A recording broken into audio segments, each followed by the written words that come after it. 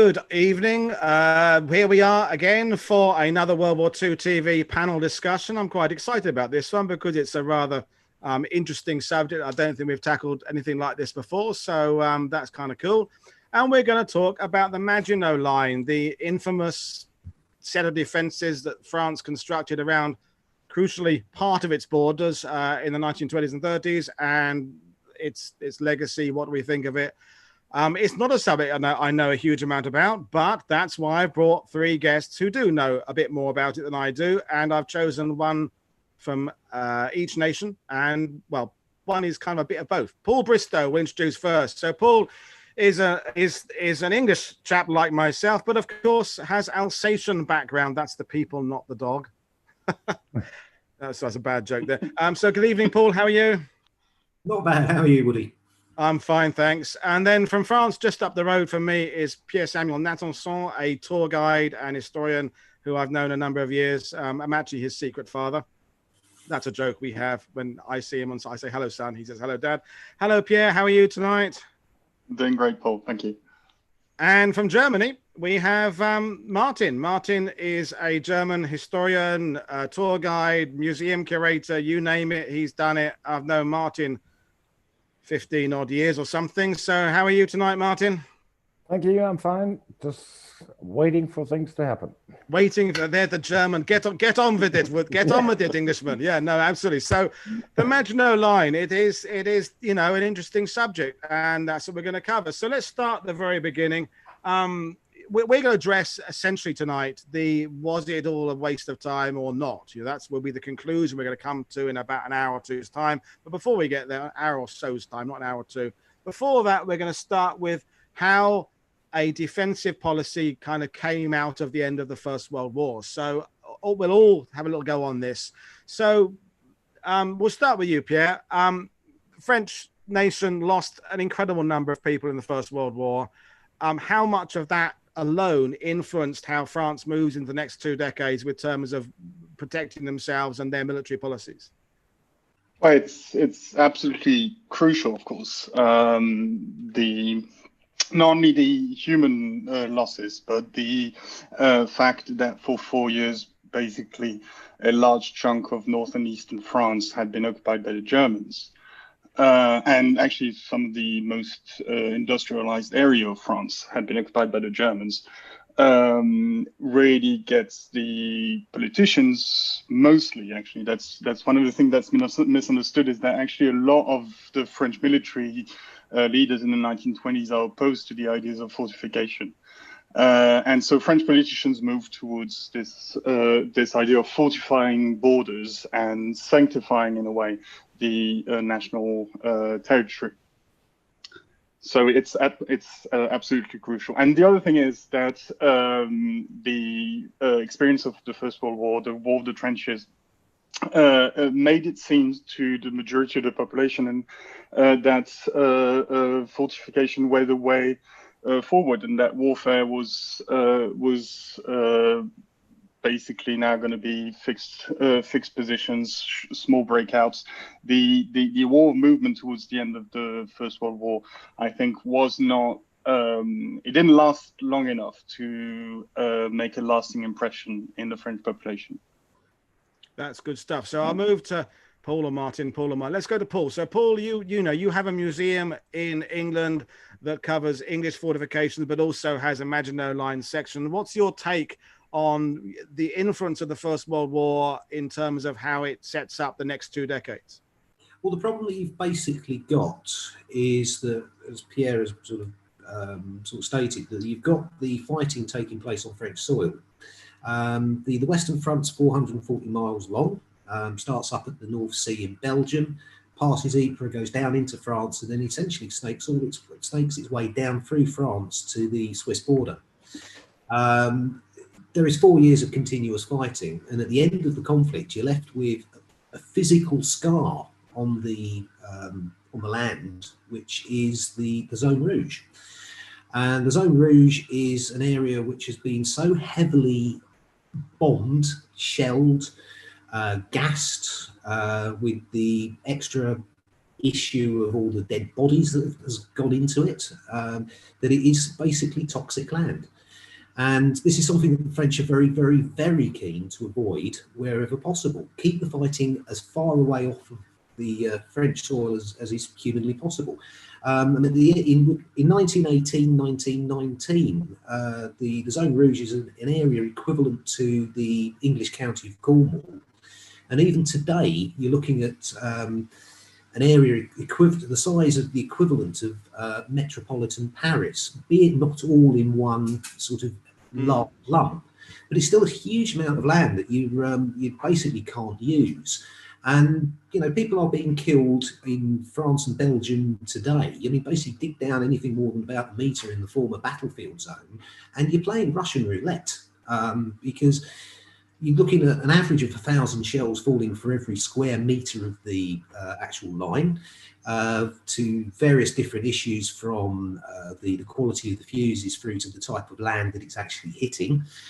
You're looking at anywhere between a 15 and 25% failure rate. So for every square metre of the former front line that you walk across, potentially there's 150 to 250 unexploded items of ordnance below your feet.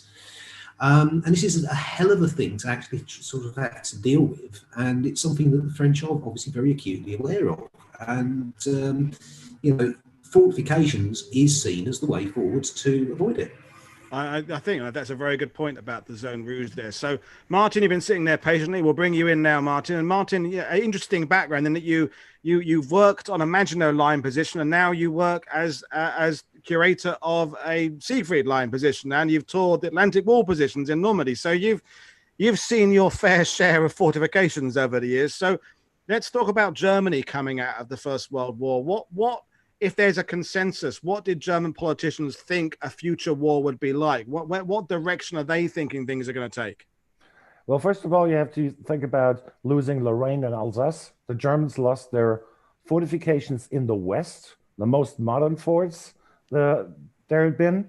Plus, they had to dismantle the forts they had along the new border. And keeping up with the Versailles Treaty, the Weimar Republic, they were thinking about building fortifications, but they just didn't do it. This all changed in 1933 when the Nazis came to power, and they immediately started to rebuild their fortress troops and started planning on building, but that wasn't possible until the retaking of the Rhineland in 1936. Then they immediately started to build bunkers just as any other nation did. The Czechoslovakia, Poland, Russia, Greece, you name it. The Maginot Line, just one more thing, it continued all the way down to Menton, on the other side of the Italian border. So when you're talking about the Maginot Line, we're not talking about just northern France, we're talking about southern France too. Yeah, there you can see it. And also on the islands, you even find structures down in the Libyan desert. Yeah, and that's a good point. So, just to summarize where we've got to so far, the Maginot Line is not unique at all in its use. I mean, everybody's thinking defensive fortifications. I had as my second point, we talk about the political situation in 1940, but I think actually I'm going to come back to that in a bit later, and we'll talk about the how the Maginot Line was created, and well, before that, what was its purpose? So let's start with Paul first on that one. And so, who came up with the idea? Was it a panel? Was it individual? And what was its sales pitch? Well, the concept's actually dreamt up by the French General Staff. Although it is obviously known as the Maginot Line, André Maginot was merely the Minister for War. All he does is sign the cheque. And to be fair, when he actually signs the cheque, at least 5 of the works are actually already very well advanced in their construction. So it was merely a formality. Somehow along the line, he gets the credit for this, but he had no input himself into the actual general planning of the fortifications. So he just merely is the man that signs the cheque to allow it to happen.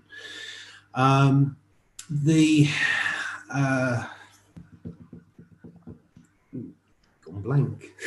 No worries. It's this. I do it all the time, Paul. Yes. Let's bring Pierre. Collect your thought. I'll bring Pierre in for a second.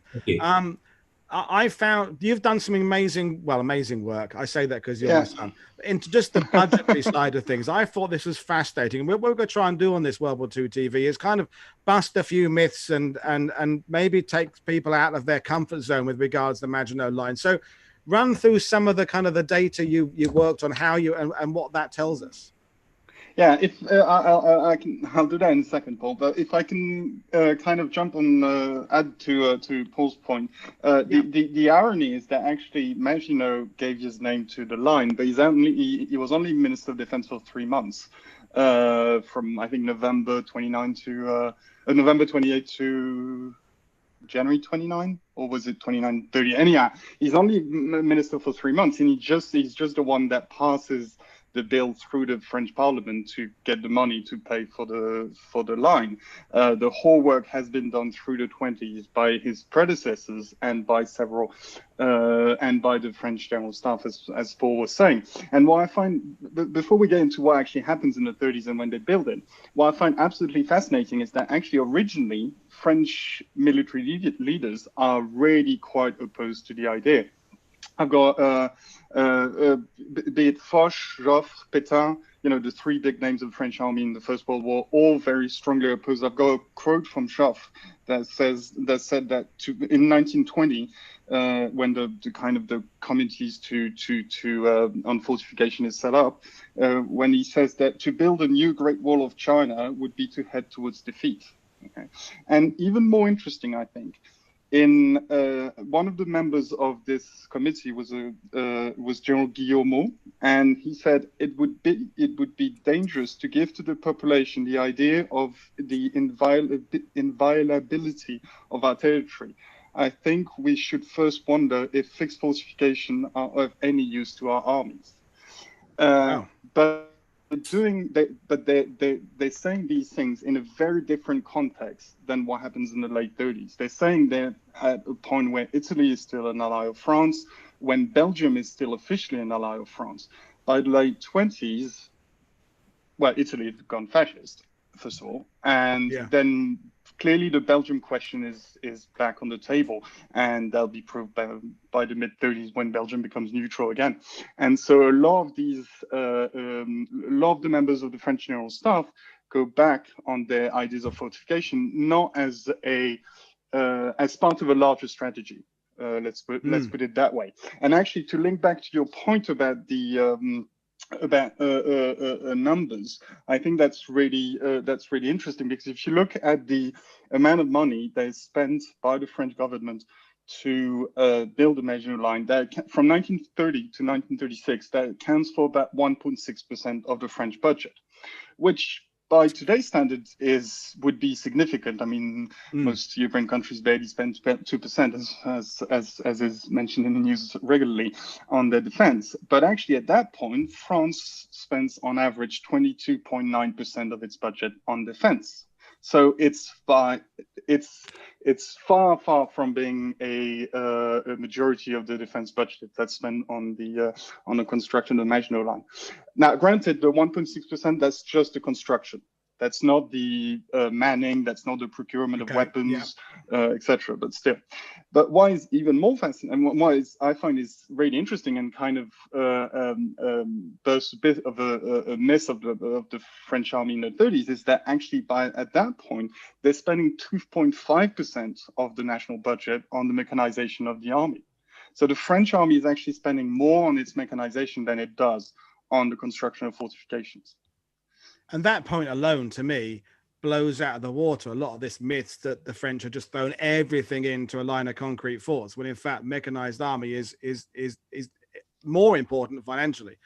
And I think also for people watching, we've got First World War and we've got Second World War, and some people haven't studied the period in between. And of course, in that period in between, a hell of a lot is happening everywhere. From the Russian Revolution to all the stuff happening in Germany, from Bismarck and Hitler and all the changes there, and France is going through changes, and there's the depressions, there's recessions. I mean, it's an incredibly complicated period, and of course, defense policy in 1920 has become out of date to some extent by 1939 and 1940. So there is a lot of changes in those 20 years. So Martin, again, from a German point of view, and please, you can give a French point of view and any, you know, American point of view, but you addressed the fact that Germany's had its forts taken away and what have you. So as the 20s and 30s developed, what was Germany? I know it changes with Hitler coming to power, but what's your take on the German view of the Maginot Line as far as the population will be concerned when they're seeing this thing going up? What would be the average German's feeling about it in the 20s and 30s? Well, in the 20s and 30s, people were busy with other things. Yeah. They would not really recognize or hear about what's going on in Maginot Line. Germany had the 100,000 men army. The army was isolated, and so the military didn't play a huge role in the Weimar Republic. This first changed when the Nazis came to power. The German army was called a state within the state back in the Weimar Republic. So foreign policies, especially concerning France, was not a big thing. The veterans of World War I, they started reuniting. They were meeting at Verdun, like the big one in, I think it was in 1926, and later on too. It was more reconciliation, getting over World War I, than being concerned what France is doing. Because you know, if someone builds, if your neighbor builds a big fuck off fence over your garden, it's kind of, you know, it's a statement, isn't it? It's a real statement. It's a, you know, and I regardless of what the individual would think, I just think that's a big. Anyway, we'll come back to Paul now, because I'm sure Paul has collected his thoughts and they're going to give us an absolute pearl of wisdom now, Paul. So let's go back to this idea. What was the Maginot Line's remit? What was it intended to do? Well, there's something, I mean, getting back to World War One, there's quite a crucial point that a lot of people tend to miss. World War One, as we know, is born off the assassination of the Archduke Ferdinand. And this sets a chain in motion, which is various different armies all standing to, mobilising. And something that was noted at the time was that obviously the French and the British are signatories to the Entente Cordiale, which then becomes the Triple Entente by virtue of the fact that the Russians have joined as part of this. When the Germans start to mobilise, the French mobilise, the Russians mobilise, and the British sit on their hands.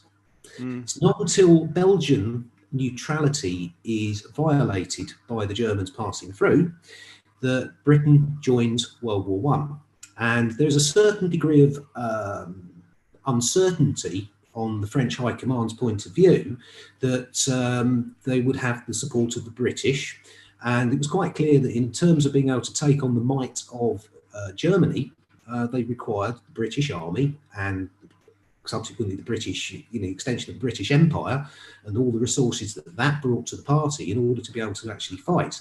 So one of the key things that you're trying to do, and again, getting back to the issue of the keeping fighting off of French soil as much as possible, is to create a border by the fortifications that cannot be passed. And by forcing the Germans to seek an alternate route through Belgium is a guarantee that you're going to get British support. In the end, this becomes actually quite irrelevant because both Britain and France declare war on Germany in 1939 within hours of each other, as opposed to what previously happened, say, in the First World War, where are the British joining us, or are the British not joining us? So Belgium becomes a little bit of a sacrificial lamb to the bargain. But another thing to also bear in mind is 1870-1871, Franco-Prussian War. At that point, the Germans' attack route to France is where they share a land border directly with France.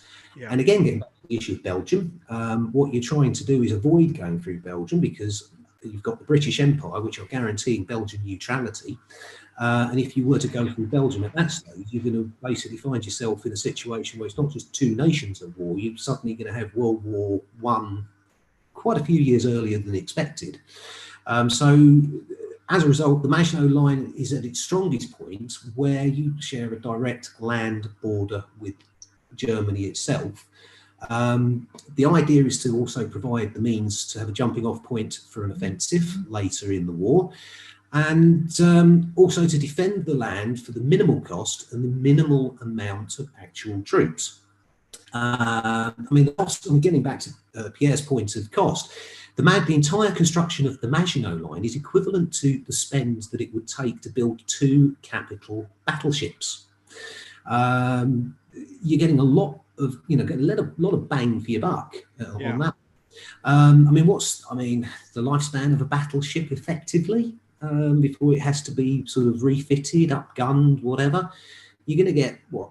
15 years, 20 years? Yeah, absolutely. Whereas this is a concept which allows you to give yourself a set of fixed fortifications, which will force the Germans to seek an alternate route, which guarantees the support of an ally, and also does it with the minimum amount of troops actually committed to the defence of the actual line itself. So, I mean, that's your basic purpose. I mean, one of the biggest criticisms you ever hear is, well, imagine the Germans went round it.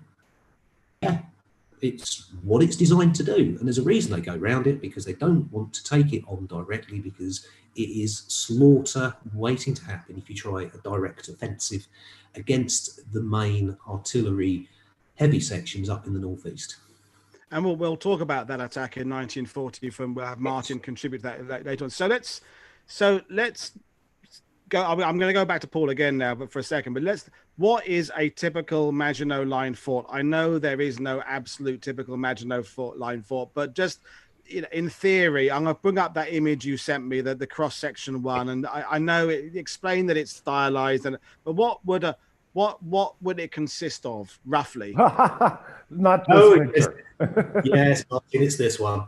Well, this appears in the publication The War Illustrated.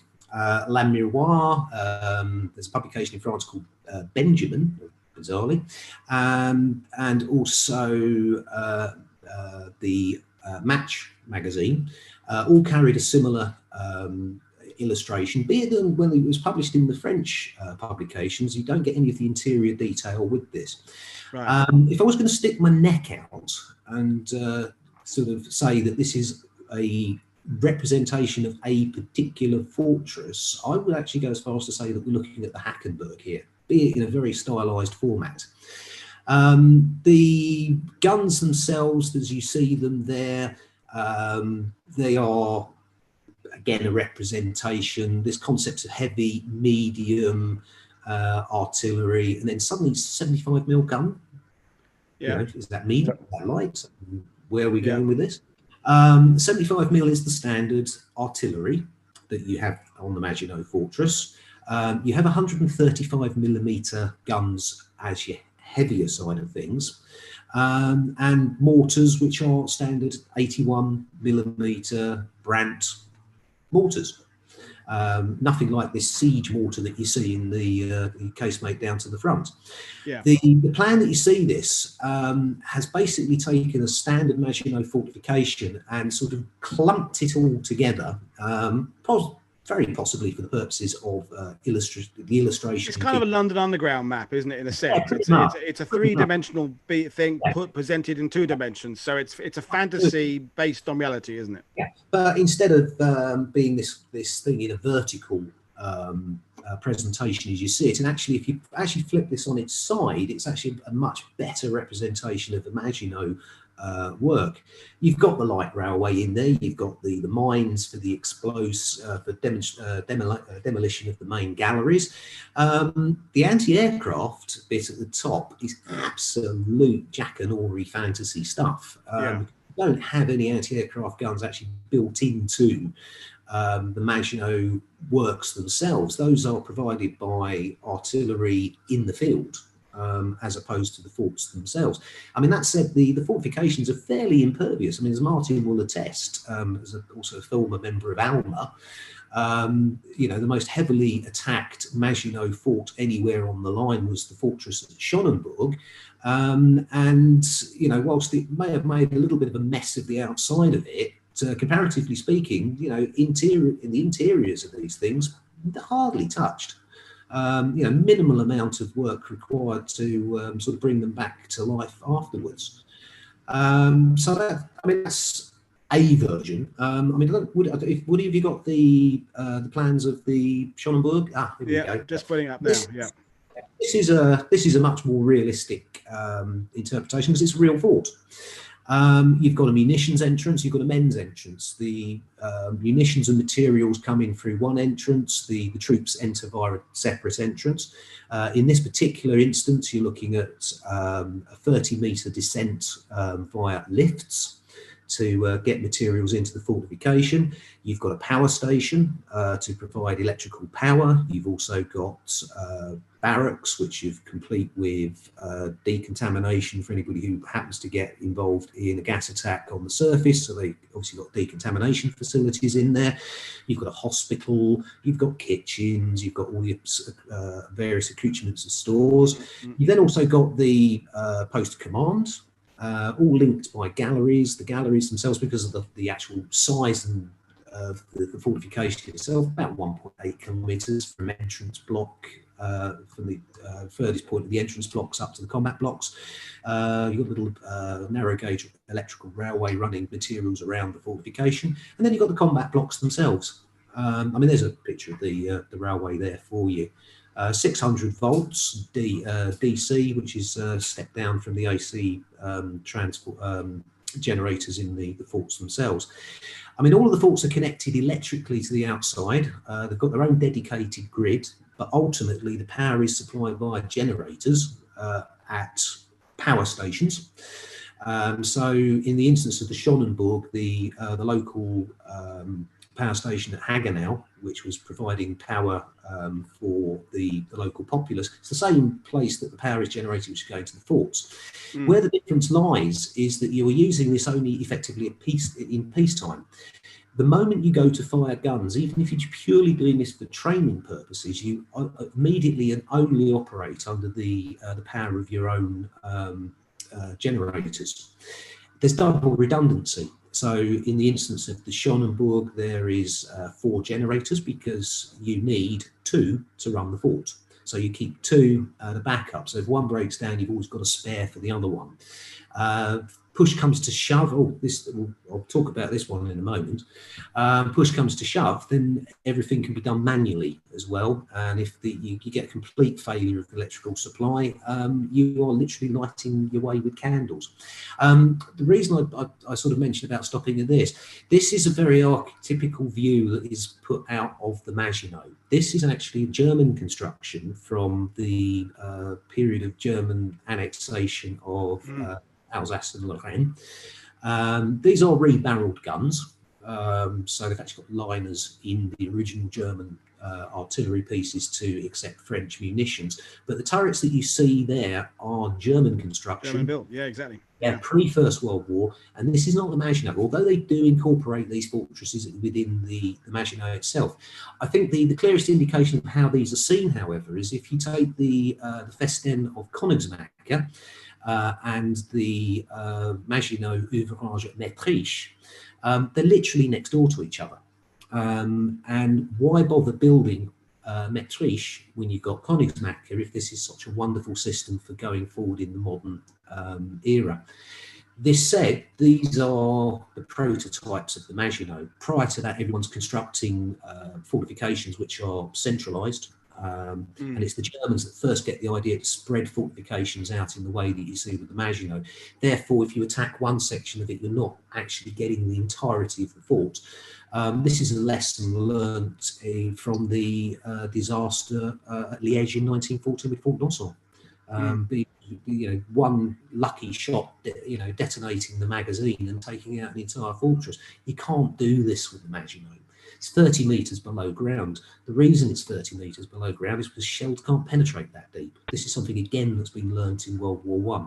All of the lessons have been taken on board, and that's gone into the construction of the fortresses themselves.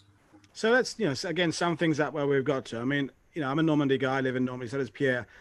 When you're talking about the standard gun in the Maginot Line being a 75mm and the mortars being 81, and what was the large caliber gun, 137, did you say? 135.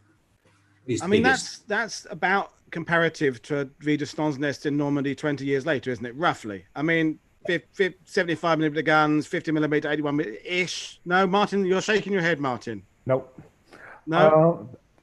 The problem is that these guns in the turrets, the double-barreled turrets, these guns were zeroed in. They knew the location. They knew where to shoot at.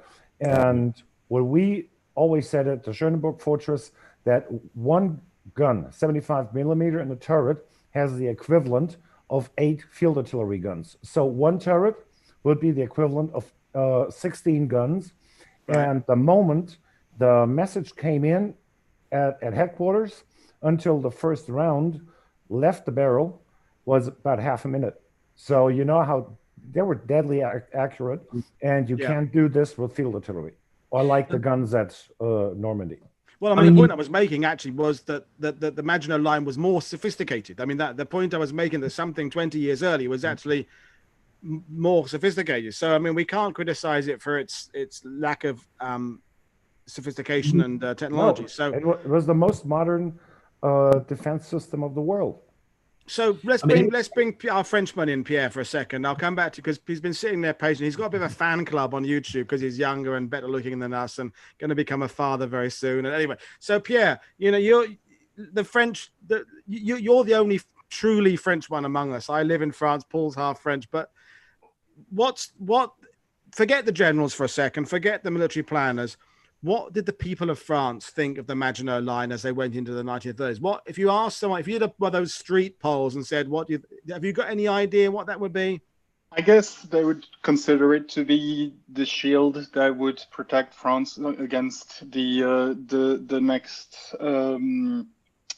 invasion. And actually, there's something that needs to be stressed is that we talked a lot about the part of the Maginot Line that's facing Germany, but actually the parts that are built first and the ones that are most developed are the ones against the Italians. And if you read newspapers through the early 30s, France was a lot more worried about Italy than they were about Germany until really 35, until the remilitarization of Rhineland and the whole remilitarization of Germany. But it created this Maginot Line, how do you say that, mentality in a way that we were protected behind it, which is completely, as Paul was saying, it's really not what it was intended to do. Yeah, exactly. So there's a very strong, there's a very important divide between what the generals are thinking, what the general population, and actually what the politician, and you know, the politicians are kind of in the middle, and they kind of fall for the Maginot Line myth or the Maginot Line mentality, standing behind it. So yeah, does that answer your question? I think that's a very good point. If I could add something. If I could add something, there's a very long-standing tradition of fortification in that part of France. So people would have been used to this idea of we are fortifying the northeast of France. If you go back to Vauban under Louis XIV, maybe that's not that relevant in the 1930s, but actually there's a lot more. There's one more relevant example, which is often forgotten, is the Serré de Rivière line, which is built following the War of 1870. When France loses Alsace-Moselle, all of the existing fortification in that area have to be pushed back, just kind of like Germans are going to have to do in the 1920s. Yeah. And it's relatively successful because everybody has heard of one of the forts of that line. That's the fort of Douaumont in Verdun. Which holds against the Germans during the whole of the First World War. So this idea that fortification can save France, especially because and that the example of Douaumont is really important because Verdun almost epitomizes what a battle looks like to a Frenchman in the 20s and 30s. Absolutely, yeah. The Verdun for the French, Somme for the British. It's yeah, absolutely. So that's a very good point. You've all made some very good points, which is why I brought you on. So well done me for appointing you as my panel, because I'm feeling validated now. So and I think that's it. You know, we're going to come back to the conclusion at some point and talk about this idea that a lot of people judge the Maginot Line by the public perception of it, not by any means what it was actually intended to do as part of the defensive policy of France. So let's go back to the discussion of tonight. You mentioned, Paul, that in a very simplistic way, but you were completely correct, that the Germans went past it in 1940, and that, as true as that statement is, I think that is the very statement that most badly explains what it was supposed to. It's true, but it's not nuanced, isn't it? So let's bring.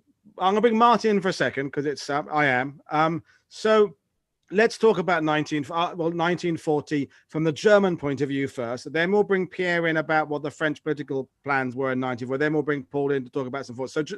So Martin, what the German planned invasion of France in 1940? Basically, what was it? What was the plan? Basically, the plan was to go around the Maginot Line, go through the Luxembourg, Netherlands, Belgium, go around the Maginot Line, because the line stops at the big forts stop at Sedan, and behind Sedan there was only a little line of defenses, so it was pretty easy to go through there. The plan was not to directly attack the Maginot Line, but to take a shortcut through Luxembourg and attack the Maginot Line at Sedan directly, break through it, march onto Paris, split up the British expeditionary forces from the French, and then continue all the way down to Normandy and force the French government to surrender.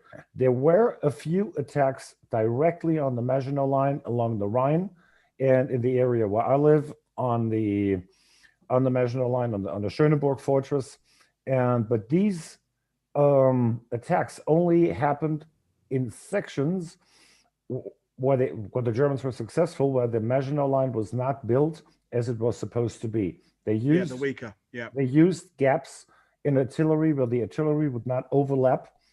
That is close to Lembach, the La Verrerie area. Also, you have the Maginot Line Fort 505, La Ferté. This was only covered from one side and not from the other side, so it was the last artillery fort on the end of the Maginot Line. They were kind of successful there, but where the Maginot Line was built as it was supposed to be, like in the Hagenau area, the Germans could not break through at the Schönenberg fortress or the Hochwald fortress. Yeah, they had to retreat.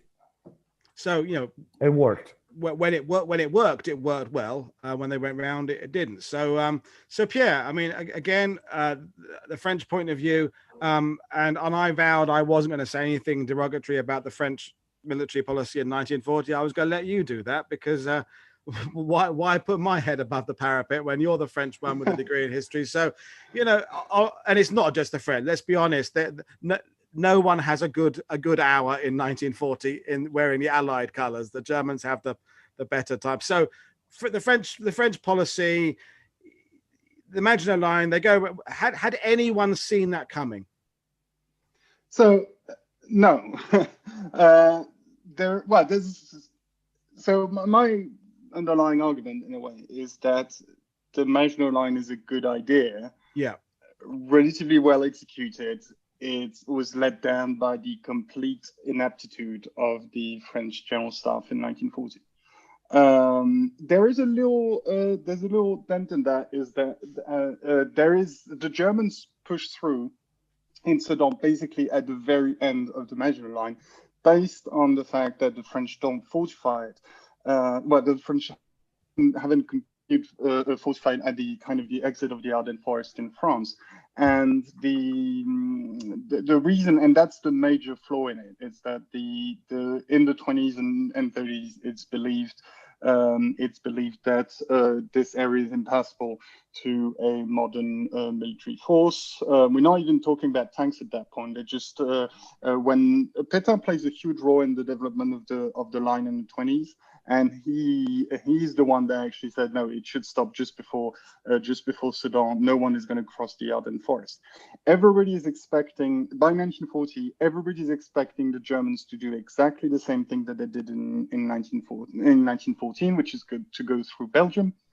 And they have a plan for it in coordination with the British Expeditionary Force called the Dial Plan. The idea is to move into Belgium, take position along the Dial River, and redo the whole First World War, but do it in Belgium. Don't do it in not in France. What they failed to see, despite numerous warnings, is that the Schlieffen plan, well, that the Germans have basically adapted the Schlieffen plan and are going to go through the Ardennes forest and break out at Sedan. So that's the Maginot Line is really, I would argue, is relatively inconsequential in that battle. It's all down to the I'd argue to the again, ineptitude of the German staff. I mean, when you think that Gamelin is in the Chateau de Vincennes in Paris, that 350 miles away from where the action is taking place, he's got no radio in his headquarters. That's just, when you see what the Germans have been doing in that period. In a way, the Maginot Lines, as it's thought out in 1920, is excusable because the doctrinal change that the tank radicals in Britain, that advocates of panzers in Germany, the doctrinal change that they bring about, make it irrelevant by the 1930s.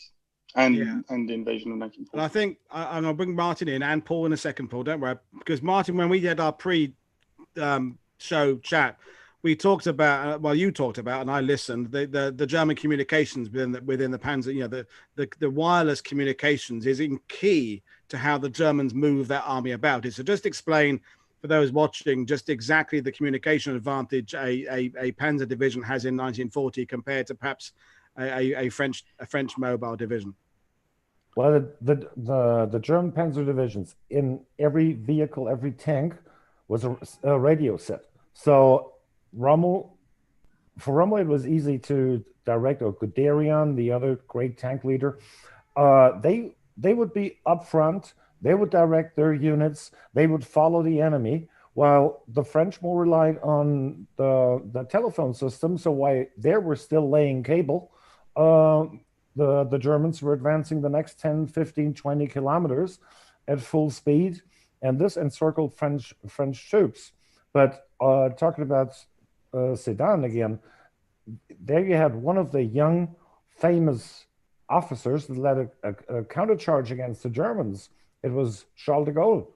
He was a young officer. He believed in tanks, not the old doctrine that the tank should follow the infantry at the same pace, but be ahead of the infantry, be more mobile with air support. But he was a young officer. Nobody really listened to de Gaulle. And de Gaulle, he had read the Rommel's book about new infantry tactics, but somehow he didn't make it through, and people wouldn't listen to him. Well, that's a very good point about younger officers not being listened to at that time of the era of the war. That's happening universally in all the armies. Would we agree that the people whose ideas became established? Sorry? Can I add a really quick point, which absolutely just jump in, yeah, which I like to make when talking about this period with guests, etc., is that you can't understand. Well, the key thing to me is that Guderian in the First World War, he's a communication officer. He's not in the cavalry. He doesn't come to the the war of movement from the cavalry arm. He understands that what doesn't work in the First World War is not the inability of troops to break the front, is the complete lack of communication once they've done it, and the impossibility to exploit that breakout. So that's really absolutely. That's a very pertinent point. I just had to mention Alex Black, who's watching the Canadian story. He's mentioning the fact that from the German point of view, it was one particular German general who convinced Hitler that the Ardennes idea was a good one, because apparently they hadn't all agreed that idea as being a good one, which is interesting. Paul, you've been sitting there patiently. You have walked many a mile of Maginot Line forts. You work in a fort in England. You've spent a lot of time in forts. You must have come to some conclusions of your own over the years of just, we're not going to go into the what if scenario. That's kind of those kind of discussions. But, your take on the 1940 thing. We've heard from Pierre, we've heard from Martin. Give us some thoughts on the whole issue of going round the forts. Well, I mean, has been touched on by Martin and Pierre. I mean, you're looking at a situation where there is a lack of communication within the field on behalf of the Allies.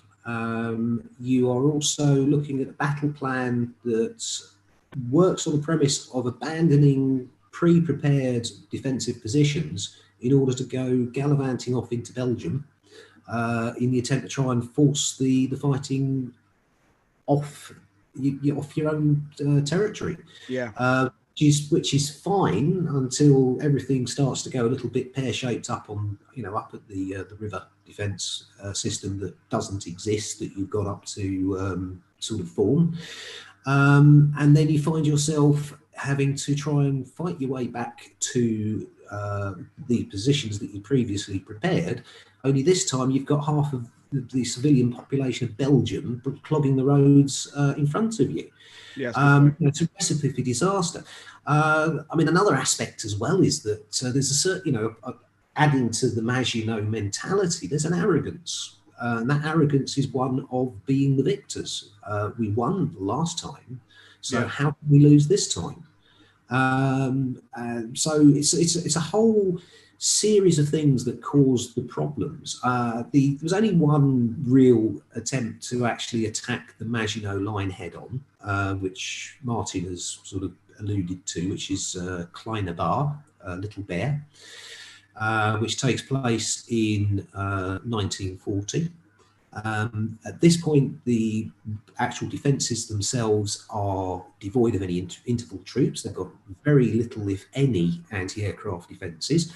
And you're also going at the weak, apart from where they attacked the Schoenenbourg, the section down the Rhine Valley itself, the Rhine is actually operating as the main defensive barrier. Everything else is really just a token effort, comparatively speaking, to what you could do to try and defend it.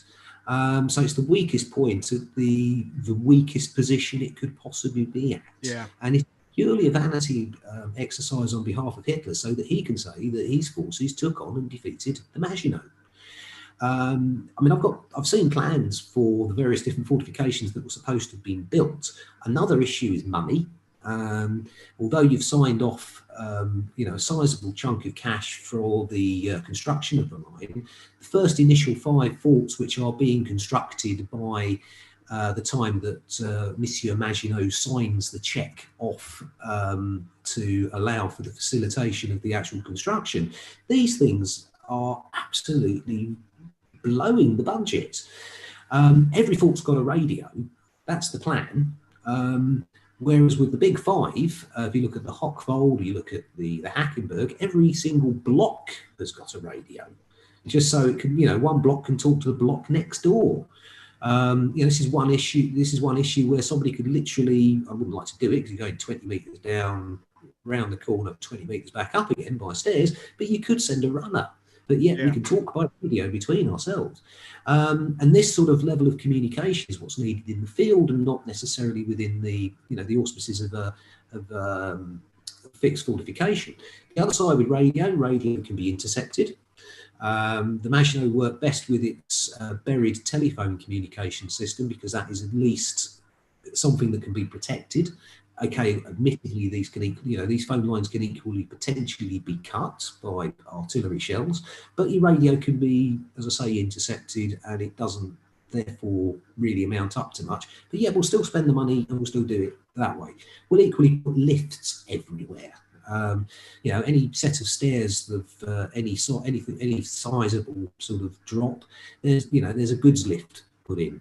As a result, when you start to do the second wave of construction, you've got forts. If you take the OMalley, for example, I've walked around extensively inside there. I was taken around by Marcus Lauer, who very kindly took me for a tour of the entire fortification. You've got you've got a lift on the entrance where you come in, and then the other two combat blocks, you have got an empty space where the lift will at some point get added when we can be bothered and we've got the cash. Unfortunately, World War II breaks out and this never happens. Well, you got me thinking about something there, Paul. When you were talking about the fact of the money running out, and I was connecting that with what Pierre said about the budget plans and things. In that, and I'm just constructing my thought here off my head, is that when you're building tanks and you've built a tank and it costs you £1,000, the second tank is also going to cost you £1,000. You've got a budget you can take back to someone and say, we can get this for this. I'm guessing when they're actually projecting the Maginot Line and they're estimating how much things are going to cost, they really have no idea until they actually start. I mean, you can say, you're not going to call up a builder and say, okay, build me a fort with it. Putting a price on something you haven't done yet is really, really hard, isn't it? So I wonder how much of it was an under budgetary planning. What's your take on that, Pierre? There is a potential on that. I mean, if you look at admittedly, we're now looking nearly 100 years on from the construction of the actual fortresses themselves. True. Yeah. But you're looking at, so for example, the Hochwald, as Martin will attest, is it the eastern side that's getting crushed by the gypsum deposits, Martin, on the Hochwald?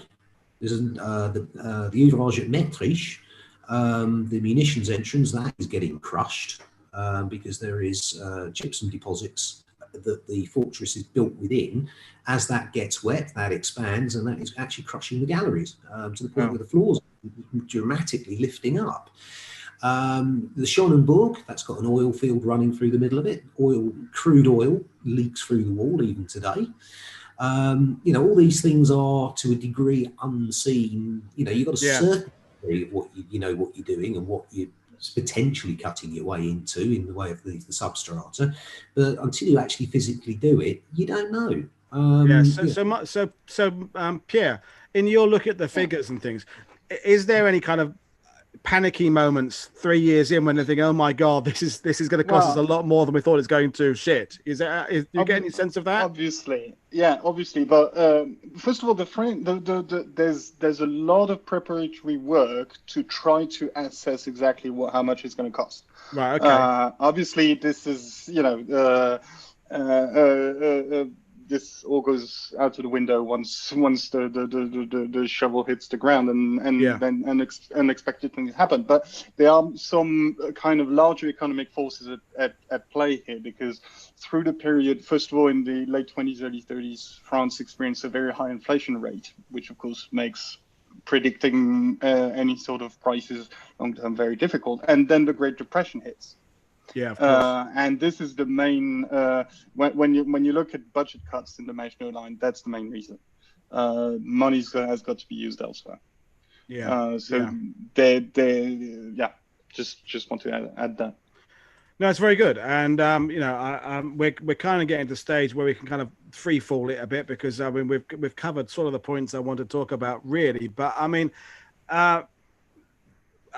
in the post 1940 environment of fighting a war, the last thing we're doing when the war is going on is going back and evaluating the Maginot Line's performance. But that said, Germany particularly, Martin, I'll bring you in again. The German army goes in 1940 from offensive to changing its tack to defensive come 1942, when the invasion of Russia and everything else starts unraveling somewhat. So did the Germans, to your knowledge, did they in their plan of the Atlantic Wall, had they done assessments of the Maginot Line? Was there any consideration done about it at all? Or was it a completely separate a different problem they address completely differently. No. From the very first, they could go into the Maginot Line bunkers. They sent in architects, engineers.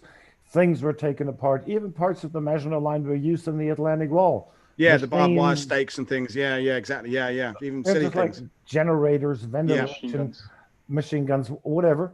It is just a war is as a matter of math. You have to be able to do your mathematics right. If you have a soldier in a bunker behind a gun, you need an equivalent of 3 to 5 people to attack this one. So the whole idea of Hitler was to occupy Russia, to go east, enslave them, and create this thing of more living room for the Germans. But he had to defend the West. So writing this in his book in the 20s, it was clear that he had to have a sort of defensive line in the West that resulted in the Siegfried Line if he wanted to attack Russia. Yeah. So he put in about a few more than 200,000 men in the Siegfried Line. So the rest of the army was free to march towards the east, because having 200 to 250,000 in the Siegfried Line would mean that the other side would need over or about 1.5 million. Same thing with the Atlantic Wall. You put in 300 to 400,000 from Biarritz to up to Norway, and the others now have to come out of the water.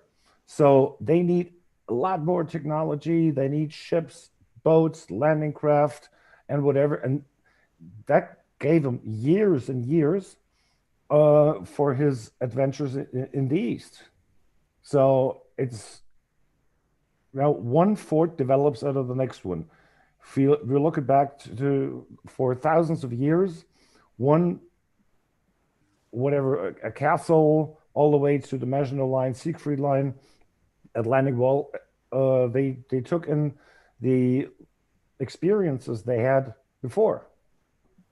So, bringing it more to sort of a psychological level of discussion now, why do we think the Maginot Line is the one set of defenses that is parodied and ridiculed, and why has that happened? Why do we, just anyone got any thoughts on that? Why of all the various defenses over the years, Paul, what's your thought? Easy one, because the French military thinking was such that they would prefer to be the laughing stock of the world than to let out what the technical capabilities of the line was. Right. In NATO's planning, the Maginot Line itself features as the means of stopping the Soviet armour from rolling across Europe. It's a fixed final line in the sand, if you like. And presuming that has failed, the next stage from that is the redoubt in Normandy. Right. For NATO. That's interesting. French concept. You're looking at a series of fortifications which we're talking 1970s before they actually start to come off the official list of secrets. Wow. We've got an SP-36 filter in the museum, and that is technically, under French law, a prohibited item of war because it has come from the Maginot. It's 80, 90-year-old technology, but it is nevertheless. There we go, a picture of it there. The filters on the top, by the way, for the viewers at home, that's actually a set of filters from the Atlantic Wall, which is the same type we used in the German West Wall. Yeah. That large red blob, as you see there, is an SP-36 filter. You've got the lower portion of it, where the handles are on the white line at the base, is activated charcoal. The next section are a series of canisters with impregnated paper filters, 61 canisters to be precise, which then pull in the finer particles and also remove things like arsenic and neutralizes chemicals. And the next level above that, again, is activated charcoal. Which is basically repeated in the German one above, isn't it? Broadly speaking. Yeah, apart from the fact the Germans are using asbestos. Yeah, yeah. Certainly examples that I've got. And just for those watching, that is a typical Maginot Line tented bookshop and gift shop. I'm joking. I'm joking. Yeah. That's at Chalk Valley, the James Holland Festival. But yeah. Yes. The technology was, if it's still being considered relative in the 1970s, proves it at heart. There's nothing wrong with it, which is, as we're getting towards the end of the show, the crux was the Maginot Line a waste of money? Did it fail? I mean, I know what my answer to that is already. I knew what it was before we started the show, and nothing has changed my mind on that, But again, I'm interested in Martin's point of view and Pierre's again. Why, Pierre and me, we're guides in Normandy. 1940 doesn't come up on every touring conversation. When it does, North Americans, Canadians, when the Maginot Line comes up, they tend to just make jokes about it. Where's that come from? What's your take on that, Pierre? And do you get a bit prickly as the French when that happens? Not really, because the French, we're the best. You make your own jokes anyway now. Yeah, exactly. I mean, I was talking to a friend the other day, an English friend the other day, about a series of French films called La Septième Compagnie. Company, which unfortunately have never been translated in English, as far as I know. But if you want to understand, one has. I've seen the one that has. I haven't seen the others. Okay. Well, if you want to understand how the French look at 1940, you have to watch these films. It's about this group of completely ridiculous and useless group of French soldiers whose main idea during this whole battle is to have nothing to do with it. That's the. But yeah, I was actually thinking, to go back to your question. I was thinking about that before the show, and on a personal level, I think, you know what Patton said, that fixed defensive positions are monuments to men's idiocy.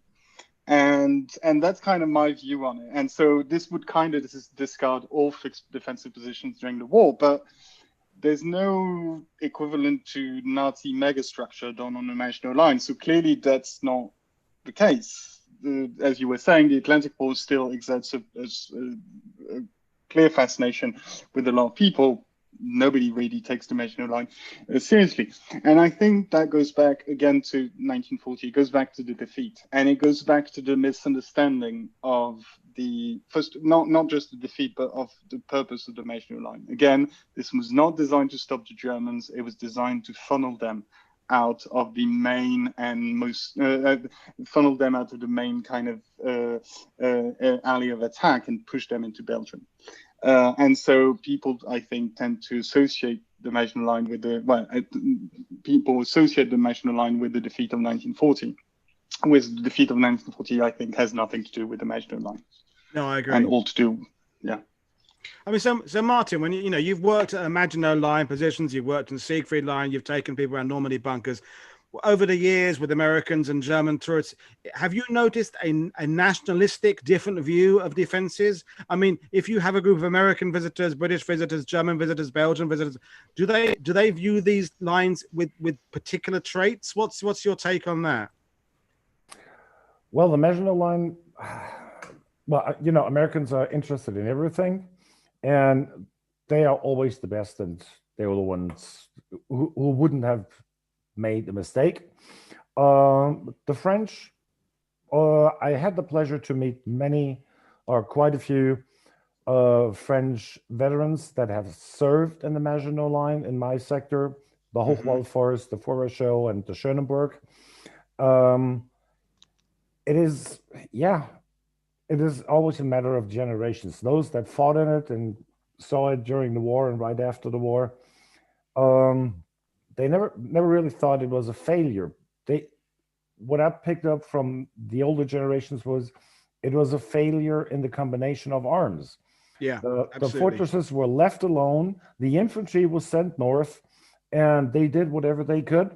They would recover field artillery, send in a few gunners and use it. But if you look at the German propaganda post 1940, there was this huge buildup. We won, and that was also that spread all over Europe and overseas, that the Germans just overran the Maginot Line.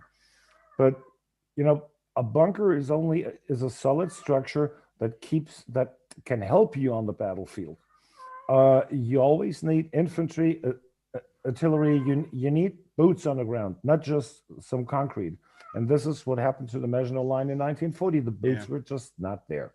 And the German army of 1940, by no means perfect, but it was a modern combined arms. The Luftwaffe, Kriegsmarine Army are working in conjunction. Yeah, as you said, the point you made there, Pierre, brilliantly about Guderian being a signals officer, and you know, it's all things working together. And the Maginot Line seems to be not working in harmony with the tank forces, which aren't working in harmony with the other aspects. And the French and the British are not working in harmony either, and the Belgians aren't working in harmony with it's, you know, we're a disaster waiting to happen, frankly, in 1940, and so. The legacy is, you know, we'll start to wrap things up. The legacy is the Maginot Line, and correct me if I'm wrong, it influenced German technology continuing through the war. You said, Paul, the point it was still considered by the NATO in NATO into the 1970s. You know, it's influential even in its, and I'm going to use quote unquote failure. But it didn't. You know, I'm going to come back to the point. I don't think it failed at all. I think other things failed, and the Maginot Line, on its own, did all right. So, Paul, you know, with your display in your museum, which is in an English fort, and you're not, just for the benefit of those watching, you're not actually in your museum right now. That's a photo because you know you're just not. But when you take people around your museum and your fort, you know, what do you say about forts and their place in history? And, you know, I mean, fortifications themselves are, you know, as old as, you know, fighting is. You know, it's a natural thing to want to obviously, you know, fortify and defend your positions. I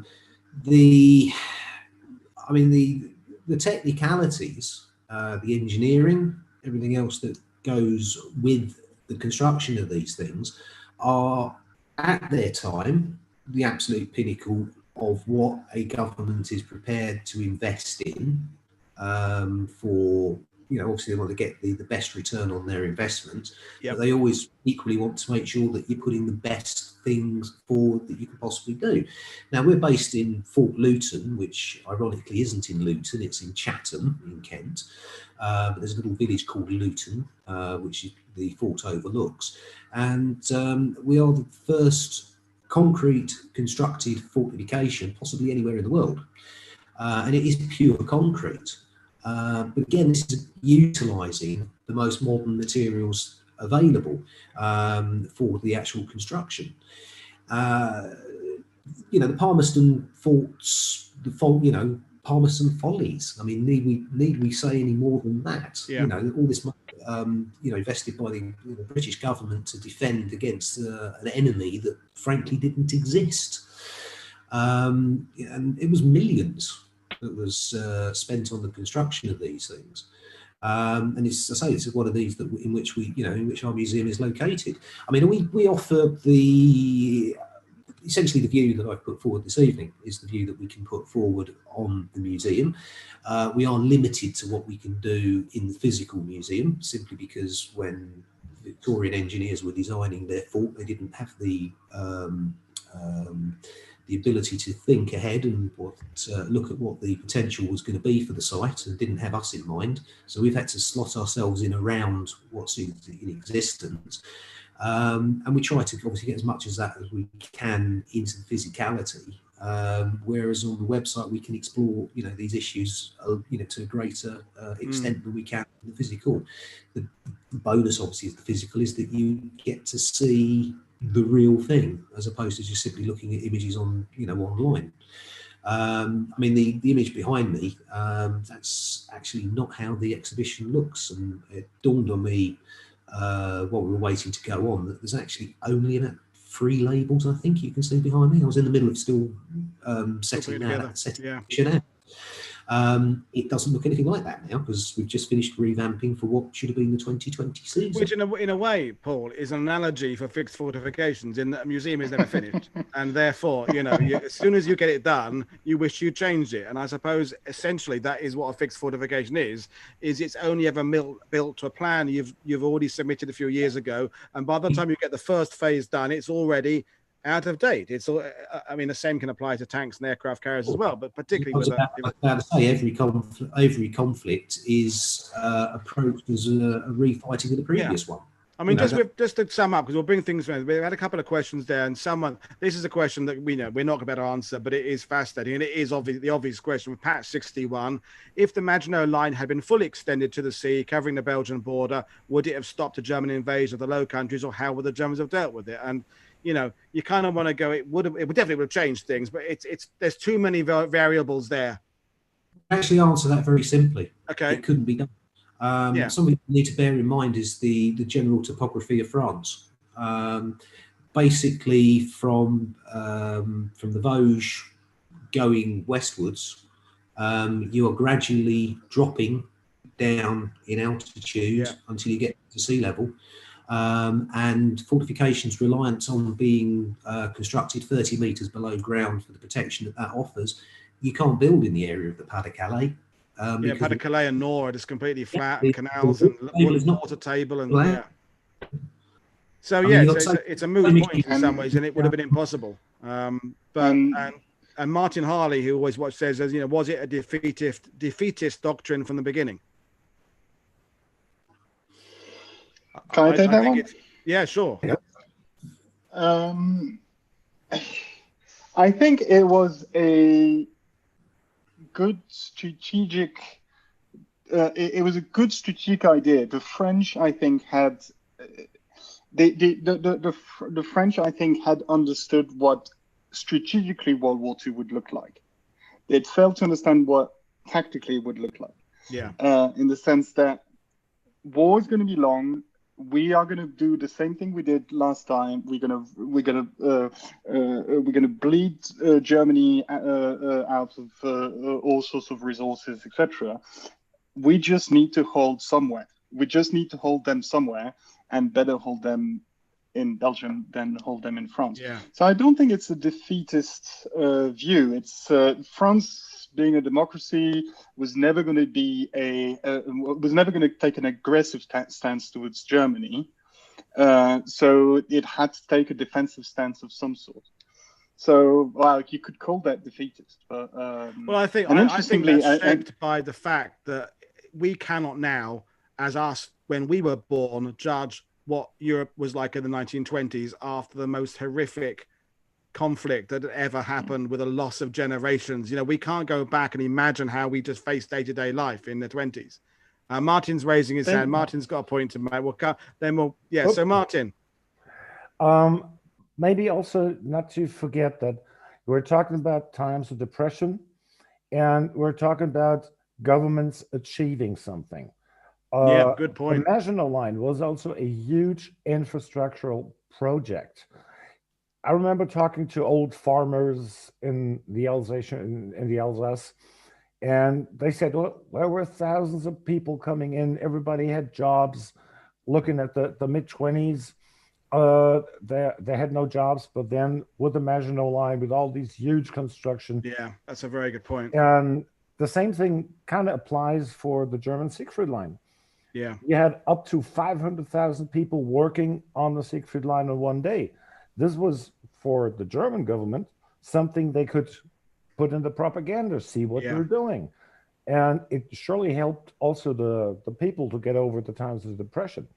Yeah, they're big statements of intent, aren't they? They're big, bold, we're doing this and we're standing by it, and look what it's going to bring. And that's a very good point. So I got the bigger ones than you. My fort's bigger than your fort. There's a lot of that. So I think someone just said that Hitler's autobahns come into the same kind of thing, don't they? I think we've been we could go around this. I mean, the idea is that could be the potential starting point for a series of discussions about fortifications. Specifically, we've got the ideas of actually doing some live photography from a Maginot Line fort post-COVID something, we don't know.